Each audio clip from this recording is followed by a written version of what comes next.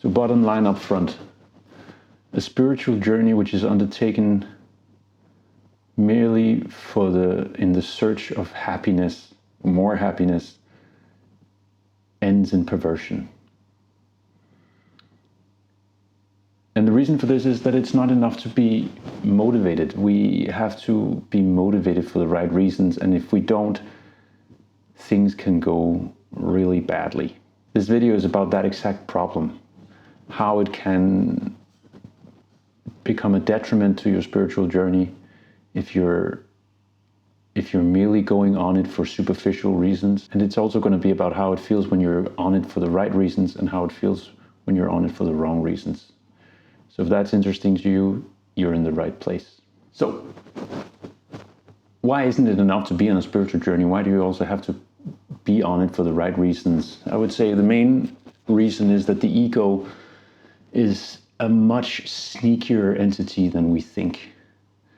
And if we're not aware of this, which we aren't by definition, if we're going on this journey for superficial reasons, it will sneak in.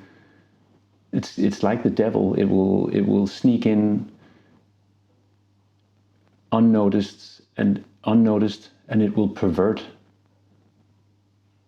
everything about the journey. Mental growth is a tool like nuclear power or money. It can be used for good and it can be used for bad. And it's really the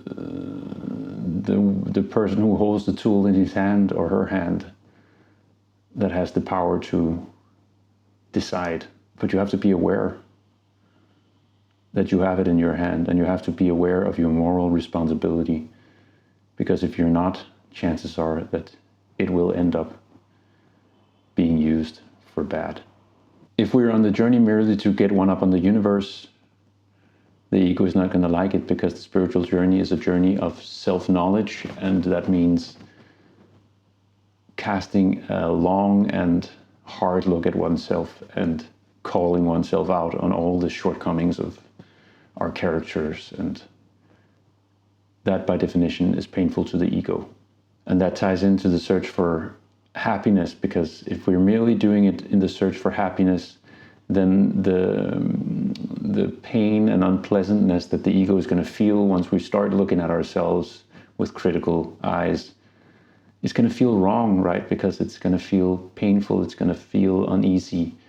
And if we are approaching the journey with an expectation that it's going to feel good because it's going to make us happy to grow, then we're not going to be willing or motivated to go to those darker places that we have to go to in order to get to know ourselves and transcend some of these aspects. And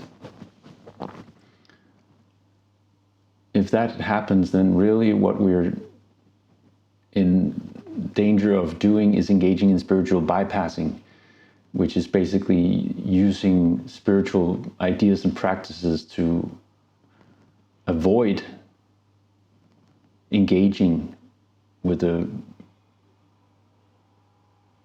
unresolved emotional issues that we have. And that is the opposite of spirituality or spiritual growth. Alan Watts has an interesting quote somewhere where he says, if you're making clothes to make money, then it raises the question, right? Because then your interest is in making money and you're going to cheat on the clothes. And that's the whole point. If you want a qualified spiritual journey, it has to be its own motivation. The point of it has to be the spiritual journey itself. For if it isn't, perversion will seep in and it will become a tool for something else. And the reason I think this is so important, apart from the points I already made, is that the spiritual world is so full of pseudo-spiritualism. Few places in the world do you find as much unacknowledged ego as in the spiritual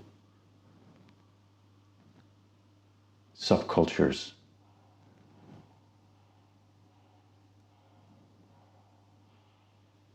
And it just breaks my heart so much because the world is in a very troubled place. And if we want to get out of this as a species, we're going to have to grow spiritually. And they're so hopeful that we have this tool that we can actually grow spiritually. But when you then see a lot of people pursuing this path and then really perverting it, it makes hope very difficult to maintain. And so this is a central point to not only go on the journey, but to go on the journey for the right reasons in the right way. And so I want to say a couple of words on what the spiritual journey is and what the spiritual journey is not. It is not an attempt at gaining something for ourselves. It has to have a broader scope than merely ourselves, because already there you see the ego peeking out, right? If it's just about you or me, then it's about the ego. And so we have to, if we want to articulate some higher reason, it has to be broader. Basically, you could say that if you would write it out in a sentence, the word me or I should probably not appear there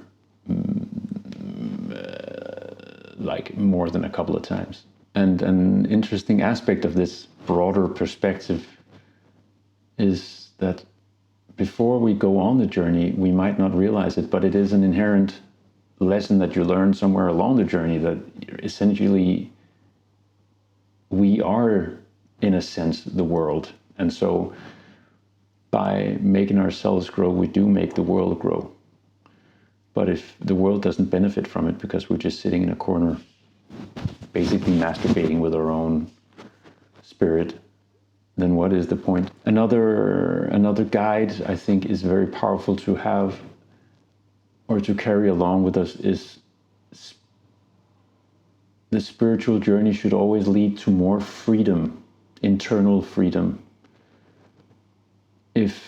And the reason I say this is because it can very easily, there's a paradox in wanting to grow, right? Because wanting to grow means looking at the places in which we might need to grow, in which there is space for us to grow, and that means looking at some of our shortcomings, and it can very easily, for a lot of people, turn into self-judgment, right? Maybe we catch ourselves feeling jealous of someone, and then we feel ashamed about feeling jealous because we wanted to grow spiritually and we wanted to see ourselves as these spiritual evolved people, and so now I'm jealous, and jealousy doesn't fit into that